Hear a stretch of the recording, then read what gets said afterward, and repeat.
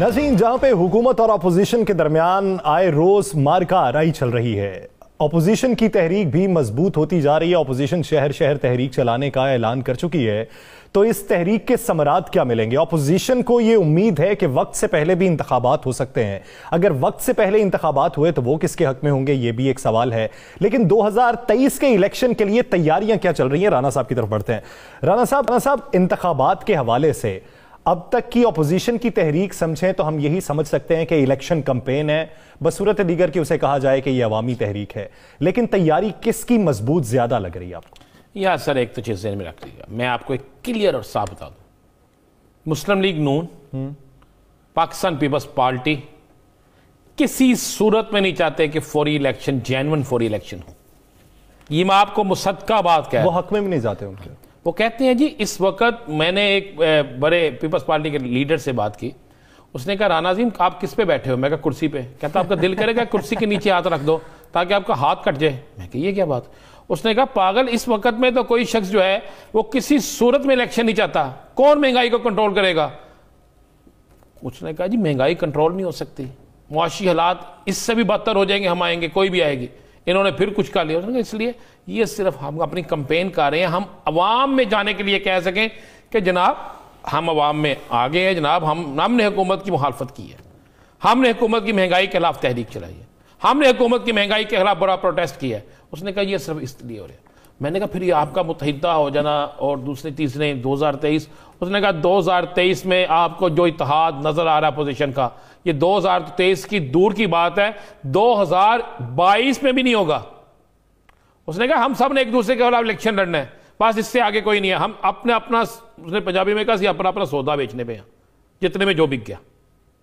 यासर ये बात, अब आपको यासर एक बड़ी चीज आपको बता दूं, ये बिल्कुल ये डेवलपमेंट आपको नजर आ जाएगी।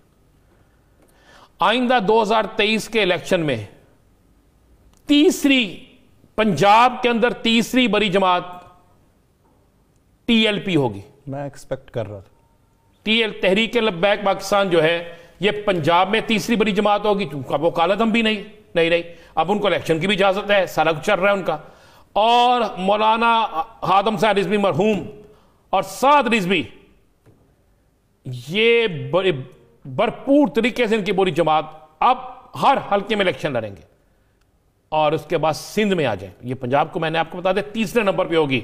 ना पीपल्स पार्टी तीसरे नंबर पे होगी, ना कोई और जमात तीसरे नंबर पे होगी। और पहले से ज्यादा ये वोट लेंगे पंजाब के अंदर, लाहौर में ये वोट ज्यादा लेंगे, ये लिख लीजिएगा। मैं ये नहीं कह रहा, मैं आपको वो कह रहा हूं जो एक सर्वे हुआ है। उसके बाद आप आ जाए सिंध, आपकी तवक्को से ज्यादा सिंध के कराची में पहले से ज्यादा नशिस्तें होंगी। पहली दफा मौलाना अहमद शाह नूरानी, शाह अहमद नूरानी मरहूम के बाद मुझे नजर आ रहा है कि मजहबी जमात कट। उसके बाद आ जाए केपी के, बलोचिस्तान में ये वैसे नहीं होंगे। केपी के में आपकी मेरी तवक्को से बरअक्स ये ज्यादा वोट लेंगे। ये राना साहब मेरे ख्याल से ये इस वक्त खतरे की घंटी है उन सियासी जमातों के लिए जो सियासी जमातें कुछ और का सोच रही थी। और ये मैं आपको ये भी बता दूं, कई बड़ी सियासी मजहबी जमातें जो हैं आइंदा 2023 के इलेक्शन में उनके लिए भी ये उनकी शायद सियासी छुट्टी हो जाए। राना साहब ये बड़ा सवाल, ये बड़ी बात नहीं है, ये खबर नहीं है कि ये तीसरी बड़ी जमात होगी। बड़ी खबर वो बताएं कि ये डेंट किसको डालेगी? ये डेंट डालेंगे, आपको बता दूं मैं, तहरीक इंसाफ और मुस्लिम लीग दोनों को। ये मैं आपको बता दूं, ये तहरीक इंसाफ और मुस्लिम लीग नून, ये उन दोनों को यहां पे डेंट डालेंगे। कराची के अंदर ये पीपल्स पार्टी को शदीद, एमकेएम पीपल्स पार्टी, इनको ये डेंट डालेंगे। केपीके के अंदर भी ये पीपल्स पार्टी और तहरीक इंसाफ को डेंट डालेंगे। ये मैं आपको जो कह रहा हूं, आप वक्त आएगा देख लीजिएगा। और इस पे मैं आपको बताऊं, आज बल्दियाती इलेक्शन होने दें, आपको बल्दियाती इलेक्शन जो हो रहे हैं उससे पहले ही रिजल्ट नजर आ जाएगा। और ये रिजल्ट नजर इसलिए आ जाएगा यासर, एक जो जब ये गिरफ्तारियां हुई उसके बाद दीगर मामलात हुए तो एक रिपोर्ट बनी कि गिरफ्तारियां नंबर 1, नंबर 2, नंबर 3 तीनों कैटेगरी की गिरफ्तारियां होगी। फिर भी कैसे चल गया? तो पता चला कि इनकी 10 तक भी आप गिरफ्तारियां करें, 10 तक भी, उसके बावजूद इनके रूट्स बने हैं और इनके लोग मौजूद हैं। तंजीम साजी बहुत मुनज़्ज़म की गई है, जिसकी वजह से रूट्स काफी मजबूत हैं और इसी वजह से ये जमात लम्हा ब लम्हा उभर कर सामने आती जा रही है।